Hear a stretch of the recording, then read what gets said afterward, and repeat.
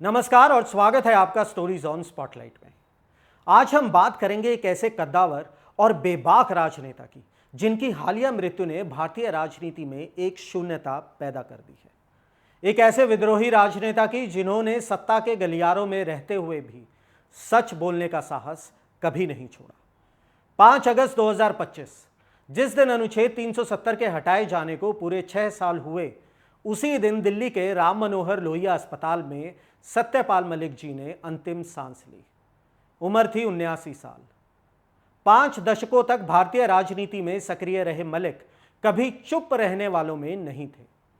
राज्यपाल के पद पर रहते हुए भी और बाद में भी उन्होंने सत्ता से सवाल करने की हिम्मत दिखाई।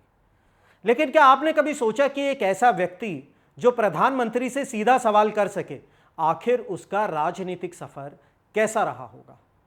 24 जुलाई 1946 बागपत के हिसावदा गांव में एक जाट परिवार में जन्मे मलिक मेरठ यूनिवर्सिटी से बीएससी और एलएलबी करने के बाद राजनीति में आ गए। छात्र राजनीति से शुरुआत की, मेरठ कॉलेज और यूनिवर्सिटी के छात्र संघ अध्यक्ष बने। फिर आया असली राजनीति का दौर। 1974 में विधायक बिहार क्रांति दल से, 1980 से 79 राज्यसभा सदस्य, पहले लोक दल से और फिर कांग्रेस से। लेकिन 1987 में बोफोर्स घोटाले से आहत होकर कांग्रेस और राज्यसभा दोनों से इस्तीफा दे दिया।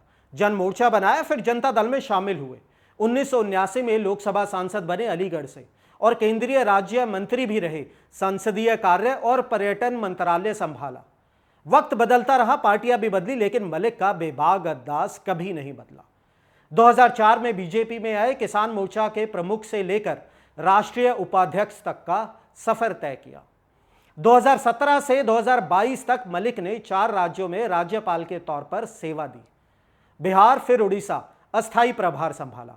फिर सबसे विवादास्पद कार्यकाल आया, जम्मू कश्मीर के अंतिम राज्यपाल के रूप में 23 अगस्त 2018 से 30 अक्टूबर 2019 तक का। और यही हुआ वो ऐतिहासिक निर्णय, 5 अगस्त 2019 को अनुच्छेद 370 का हटाया जाना। मगर मलिक का कहना था, मुझे शाम 4 अगस्त को ही बताया गया, कोई राय नहीं मांगी गई, बस एक पत्र भेज दिया गया जिस पर अगले दिन 11 बजे तक हस्ताक्षर करने थे। तो क्या राज्यपाल को सिर्फ एक मोहरा बना दिया गया था? वो जम्मू और कश्मीर को यूटी बनाए जाने के खिलाफ थे, जबकि लद्दाख को अलग करने के पक्ष में थे। उन्होंने कहा, कश्मीर को नीचा दिखाने की मानसिकता के तहत यह फैसला लिया गया है। 14 फरवरी 2019 पुलवामा अटैक, 40 जवान शहीद और पूरा देश सन्न।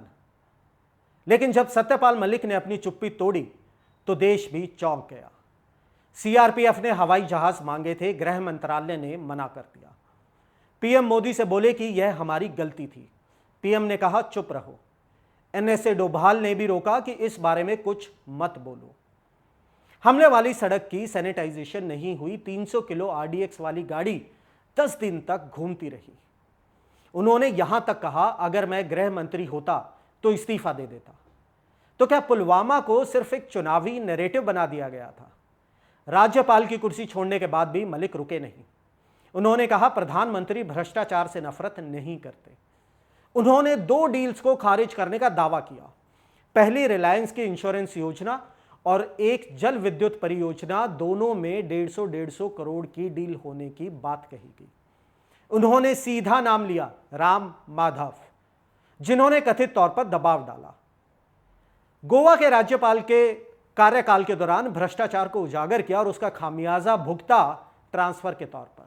गोवा से सीधा उन्हें मेघालय का राज्यपाल बना दिया गया। किसान आंदोलन पर उन्होंने मोदी सरकार को असंवेदनशील बताया। एमएसपी और निजीकरण पर किसानों को सावधान और संगठित रहने की सलाह दी। उनका कहना था कि अडानी स्कैंडल सरकार को खत्म कर सकता है। उन्होंने कहा कि मोदी जी मुस्लिमों के साथ अन्याय कर रहे हैं, समाज को बांट रहे हैं। मलिक अपनी कश्मीर की किताब लिख रहे थे। उनका कहना था कि अब तक जो कुछ कहा ही नहीं है, असली बातें वो इस किताब में होंगी, वो भी मोदी के जाने के बाद छपेगी। तो क्या वो किताब अब कभी सामने आ पाएगी? सत्यपाल मलिक जी चले गए, लेकिन पीछे छोड़ गए सवालों का एक ऐसा बोझ जिसे देश अब अनदेखा नहीं कर सकता। अगर पुलवामा जैसी राष्ट्रीय त्रासदी पर कोई अपना पक्ष रखे और कहे कि मैं सच बोलने की हिम्मत कर रहा हूं, तो क्या हमें उसकी बात को महज विवाद कहकर टाल देना चाहिए? अगर एक राज्यपाल यह कहे कि प्रधानमंत्री ने चुप रहने को कहा था, तो क्या उस चुप्पी का असर सिर्फ एक व्यक्ति पर पड़ा या पूरे लोकतंत्र पर? क्या सच्चाई बोलने की सजा ट्रांसफर है? क्या भ्रष्टाचार उजागर करने की सजा उपेक्षा है? और क्या देशभक्ति का मतलब अब सरकार से सवाल ना पूछना, और अगर पूछ लिया तो राष्ट्रद्रोह कहलाना, क्या यह हो गया है? एक व्यक्ति की बात झूठ हो सकती है, लेकिन जब वही व्यक्ति कुर्सी पर बैठकर सच बोले और कीमत भी चुकाए, तो क्या हमें उसे गंभीरता से नहीं लेना चाहिए? क्या हम अब भी इतना डरते हैं कि सच को जानने से घबराते हैं? या फिर क्या अब वक्त आ गया है जब राष्ट्रवाद का मतलब सत्ता से प्रेम नहीं, बल्कि सच्चाई से प्रेम होना चाहिए? आप क्या सोचते हैं? जो सत्यपाल मलिक जी ने कहा, क्या वो हमारी राष्ट्रीय सोच पर सवाल है या सच्चाई से सामना करने का साहस?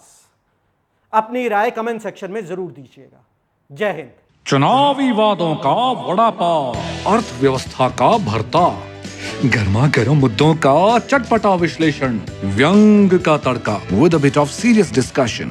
हर हफ्ते special episodes, stories on spotlight with Parvesh Pamil, only on Rapid Leaks YouTube channel.